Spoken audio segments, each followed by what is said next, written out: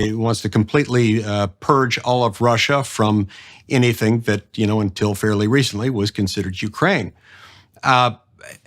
Most of my colleagues, even those who are very supportive of this conflict and of what we're doing with regard to the conflict, don't regard that as realistic.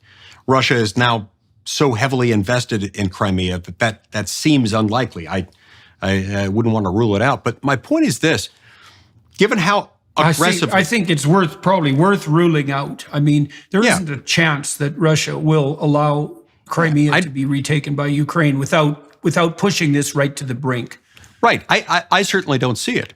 And now that Ukraine has gone into this posture of being very aggressive, talking about taking back Crimea, pushing them out of the Donbass and everywhere else, and then sending tanks to Moscow's Red Square.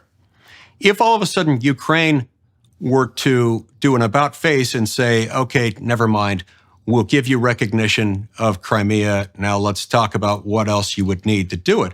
Perhaps Russia could see that as a sign of weakness and then become further emboldened in his efforts. That's why I think this is so unfortunate. And I think one of the reasons why Zelensky has felt so comfortable being so bold in this is that he's seen the gravy train. He's seen the immense support from the United States, and I guess somewhat understandably has assumed, okay, they're with me. I've got the world's greatest superpower behind me, so I can afford to be bold. But being bold in that circumstance might just ultimately work to everyone's disadvantage. Mm-hmm.